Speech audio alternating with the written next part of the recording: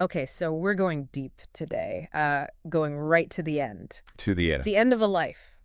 An extraordinary one at that. Yeah. We're diving into the Mahā Parinibbāna Sutta. Wow. For anyone who wants to really understand Buddhism, Right. this text is key. Absolutely. It's like you're a fly on the wall during the Buddha's last days. Getting to hear these profound teachings, even if you're totally new to all this. Right, right. I mean, even the title is so loaded. Yeah, you've probably heard of Nibbana before. Sure, it originally meant a fire being put out, extinguished. Right. And the Buddha used that to describe what his teachings were all about. Liberation, peace. Yeah. If you dig into the etymology, the source material shows it comes from nir, meaning without. Okay. And vana, meaning binding. So no binding. Exactly, unbinding. But then Parinibbāna takes it a step further. Okay. The par is emphasizing it's the total unbinding. At the end of life. Yeah, for someone who's reached that ultimate freedom. So this great total unbinding, it's more than just dying, right? It's a deeper process. Yeah, and the Sutta itself, it has a real purpose. It's not just a biography of the Buddha. Definitely not. Our sources actually emphasize two main things they're trying to do. Okay. So first, it's like a memorial. Okay. Showing how much respect and love the Buddha deserved. You can really see that in how people interact with him throughout the whole Sutta. Yeah. From kings to his disciples to even celestial beings. Wow.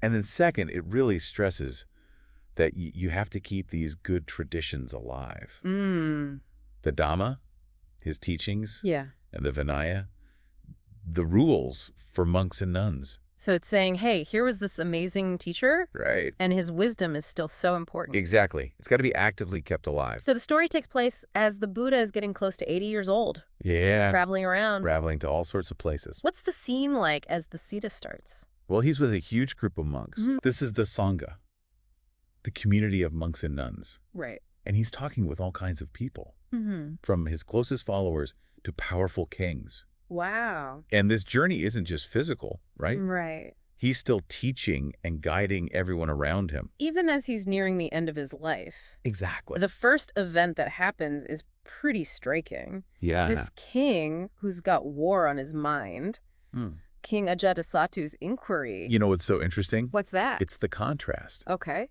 King Ajatasattu of Magadha, he's about to attack the Vajjayans. So he sends his chief minister Vasakkara to the Buddha for advice. Wow. So here's a king who's all about conquest. Yeah. And he goes to a spiritual teacher. Like he's going to the wrong person, right? Totally asking a man of peace how to wage war. It's more ironic. So how does the Buddha respond? Well, he doesn't say anything directly about the war. Okay, what does he do? Instead, he kind of subtly guides Vasakkara, reminding him of these 7 conditions for no decline. Oh, really? Yeah, he'd actually taught these to the Vajjayans a while back. Oh. At the Sarandita shrine in Vesali. Oh. And these weren't military strategies. Yeah. They were like principles for a harmonious society. Okay, and what were they? They sound pretty basic. Yeah. But there were frequent meetings, and everyone has to be in agreement. Okay. And then respecting established traditions. You don't change what's already enacted, and you don't enact what hasn't been. Right. Respecting elders, not kidnapping women and girls, and respecting local shrines. So respecting tradition, honoring experience, protecting people. Yeah, and valuing community spaces. Pretty timeless advice for any society that wants to do well. Right. It's almost common sense, but people forget it all the time. So what did Vasakkara think about all this? Well, he was a pretty smart politician, Yeah. and he got it right away. He saw the power of these principles. Oh, he did. He said even just one of these conditions would make the Vajjayans grow so much that you couldn't defeat them with an army. Really? Yeah, so he concluded that the only way to beat them would be through diplomacy. Oh, so sneaky. Yeah, he said befriend them, but secretly cause problems and break them up from the inside. Pretty cynical. Yeah, but realistic for a minister like him. The Buddha doesn't just leave it there, though, does he? No, he doesn't. He connects it back to the Sangha. Exactly. He applies those same 7 conditions. Right. And then adds even more on top of that. Okay. 7 more and then 6 more. Wow. Specifically for the monks. Mm. You know, to make sure the Sangha thrives even after he's gone. Can you give us a little summary of what those extra conditions for the monks were? Yeah, so the first 7 Okay. include having conviction, feeling shame when you do something wrong, having a conscience, learning, being persistent, being mindful, and having discernment. Okay, so those are the first 7. What about the next 7? Those are all about cultivating certain perceptions. Like what? So seeing things as impermanent, not self-unattractive. Thinking the drawbacks of worldly stuff, abandoning, clinging, detachment, and cessation. Wow, so it's a whole worldview. Right. And then the final 6, they're all about goodwill. Okay.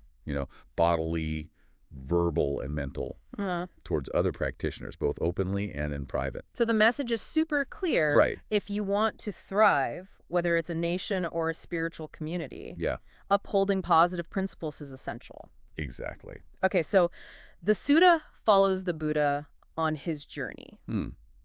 What are some of the big teachings or encounters that happen along the way? So he's still sharing his wisdom as he travels. Of course. In Ambalatthika, he talks about how virtue, concentration, and discernment are all connected. Okay. And then in Nalanda Sariputta, one of his top disciples, he declares how much confidence he has in the Buddha's enlightenment. Wow. And how does the Buddha react to that? He doesn't just accept it. He gently questions Sariputta. Oh, really? Asking him, do you know the minds of every Buddha in the past, present, and future? And what does Sariputta say? He admits he doesn't. Okay. But then he uses this amazing analogy of a city gatekeeper.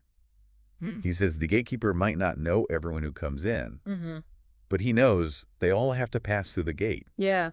It's the same with the Dhamma. Sariputta understands these universal principles that all the Buddhas have realized. It's such a great analogy. It is. And then the journey goes on to Patali village, where the Buddha speaks to regular people, not just monks. Right. So what does he teach them? He gets really practical there. Okay. Talking about what happens when you live a good or bad life. So he lays out the 5 perils of being unvirtuous. Oh, like what? So you lose your wealth, you get a bad reputation, you become timid, you die all confused, and you're reborn in a bad place. That's rough. Yeah, and then on the flip side, he talks about the 5 rewards of virtue. Okay, so what are those? So you gain wealth, you get a good reputation, you have confidence, you die peacefully, and you're reborn in a good place. Wow, so it's about the impact of ethics. Absolutely, both in this life and the next. Pretty compelling stuff. It is. Where does he go after that? The sutta mentions him crossing a flood. Okay. And there's this verse about how people with wisdom can navigate difficulties. Then he goes to Kodi village. Yeah, and he talks about the 4 noble truths again. Right. He emphasizes those as the way to end craving and rebirth. Right. So it's like a doctor diagnosing a disease, identifying the suffering, what causes it, the possibility of a cure, and how to get there. Exactly. And then in Nadika, he introduces this idea of the mirror of the Dhamma. Yes. What is that? Okay, so the mirror of the Dhamma, it's basically how a disciple can figure out how much progress they've made. So like a self-assessment tool. Yeah, exactly. For spiritual development. Exactly. It's about having unwavering faith in the Buddha, the Dhamma, and the Sangha, and having those virtues that the noble ones really value. Okay. So if you've got these qualities, then you're a stream winner. Stream winner. Yeah, it means you've had that first direct insight into reality. Wow. And you're guaranteed to reach full enlightenment eventually. That's amazing. And then there's the whole thing with Mbapali. Oh, yeah. So in Vasali, the Buddha gets invited to a meal by Ambapali, a courtesan. Okay. And the Lishavis, they're the ruling clan there. Right. They wanted to host the Buddha too. Whoa. And they get all upset when Ambapali gets the invitation. Really? Yeah. The source even says they felt defeated and cheated. Wow. So she was pretty influential. She was. So the Buddha accepts her invitation. He does. And later he gives a whole talk to the Lichavis in Ambapali's grove. It's so interesting to see the Buddha interacting with all these different people. I know. From courtesans to kings. Yeah. Okay, so let's move into his final instructions. Okay. What does he say about who's going to lead the Sangha after he's gone? He's super clear about this. Okay. He says, I've taught you everything there is to know about the Dhamma. There's no secret teachings or anything. Right. And he says, I'm not going to appoint a successor. Wow. He really stresses that his disciples need to be self-reliant.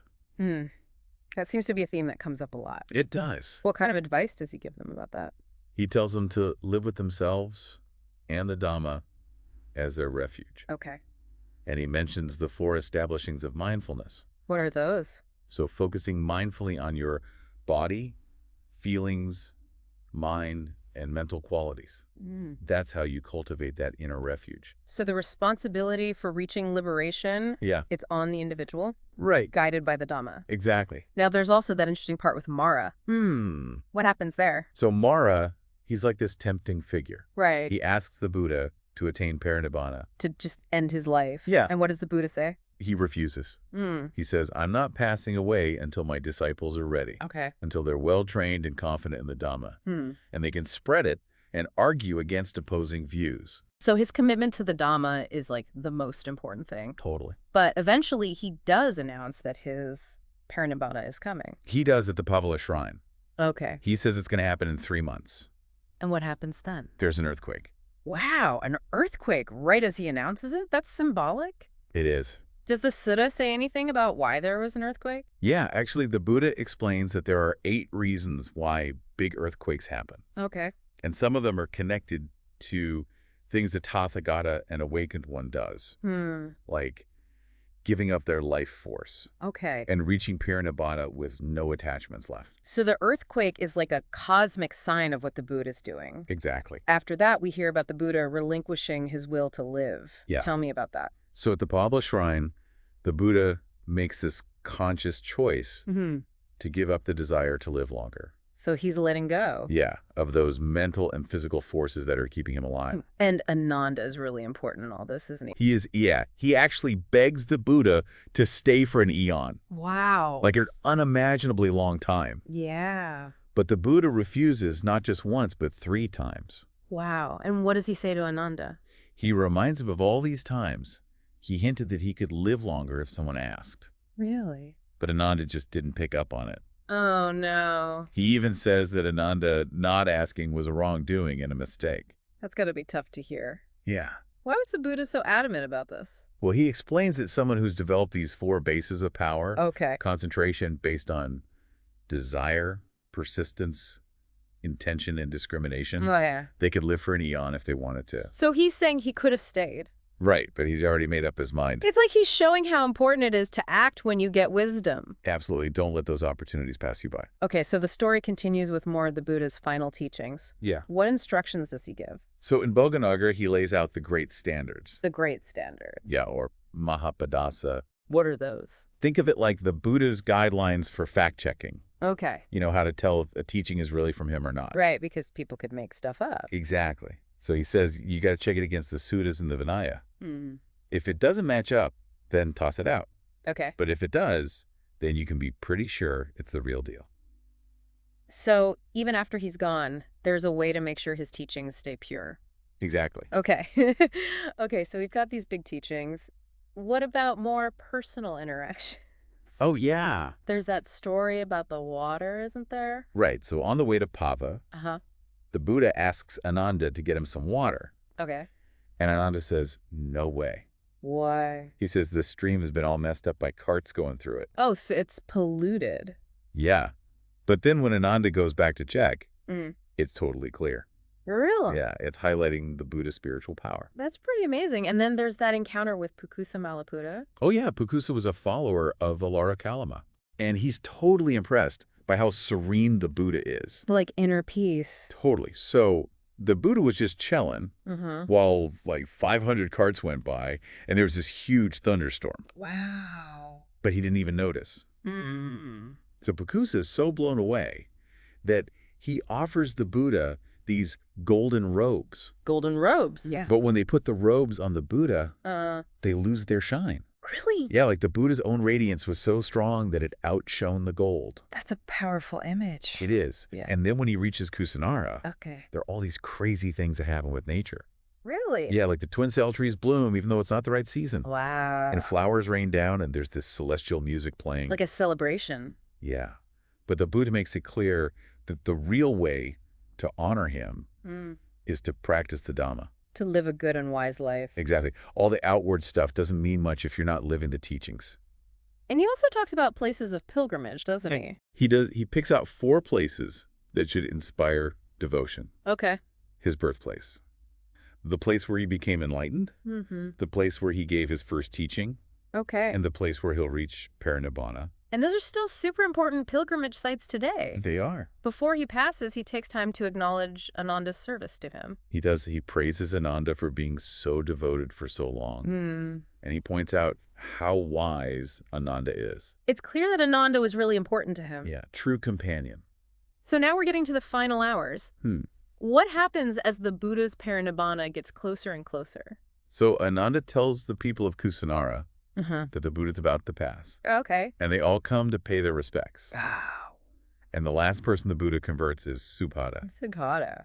Yeah, he's questioned all these other teachers. And the Buddha explains the Noble Eightfold Path to him. So he's teaching right up until the very end. Absolutely. Okay, so then comes the actual Parinibbāna. How does the sutta describe it? Okay, so the Buddha enters these deep meditative states. Okay. The jhanas. Jhana. Yeah, there's these incredibly focused states of absorption. Okay. And he reaches the point where perception and feeling stop completely. Wow. And then he comes back from that. And finally reaches Parinibbāna. And what happens as this is happening? There's another big earthquake. Wow. And you can hear the sound of Deva drums. Like a heavenly sound. Yeah, it's a powerful scene. So what happens right after that? Well, at first, Ananda thinks the Buddha has already passed away. Really? Yeah, when he enters that cessation of perception and feeling. But Aruda corrects him. Okay. And then the people ask what they should do with the Buddha's body. Yeah, what happens to the body? Ananda tells them to follow the procedures for a wheel-turning monarch. So even in death, he's given the utmost respect. Absolute. How do the other monks react to all this? Well, some of them weep. They're overcome with grief. Yeah, but the ones who have reached those higher levels, Okay. they stay mindful. Right. Actually, the source mentions this one elderly monk. Okay. And he says he's relieved. What? Yeah, he's like, now I can finally do whatever I want. That's a totally different reaction. Yeah. Okay, so what happens with the cremation and the relics? Well, word gets out that Mahā is coming. He's traveling with 500 other monks from Pava. Okay. And get this, the Buddha's funeral pyre. Yeah. It won't light. Wow. Until Mahā arrives. Really? Yeah, and then when he gets there, he pays his respects at the Buddha's feet. And then the pyre finally ignites. That's amazing. And then what happens? They cremate the body. But all that's left are these bone relics. So no ash? No. It's like when you burn ghee or oil, it just disappears. Okay, and then what do they do with the relics? Well, at first, the people of Kusinara don't want to share. Of course they want to keep them for themselves. Yeah, but this Brahmin named Dona, he helps everyone work things out. So they end up dividing the relics up peacefully. And giving them to different kingdoms and groups. Who promise to build stupas to honor the Buddha. So the relics become sacred objects? Yeah, and even the devas. The devas. The celestial beings. Okay. They come and respectfully collect some of the relics, too. Really? Yeah, like teeth and hair. Wow, so we've reached the end of our deep dive into the Mahā Parinibbāna Sutta. What are the key takeaways here, especially for someone who's new to Buddhism? Well, I think the sutta gives you a really good look at the core teachings. It shows how important the Dhamma is as your refuge. And it emphasizes cultivating virtue concentration and wisdom. Okay.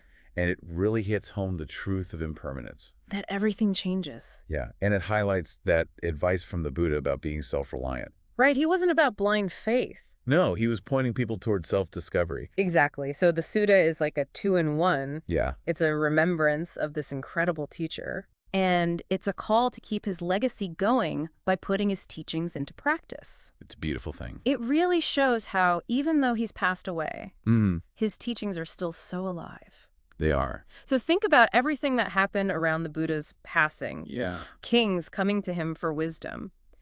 Celestial beings showing their reverence. What does that tell you about the impact of his life? Yeah. Something to really think about. Absolutely. What stands out to you the most from these final moments? It's a question worth pondering.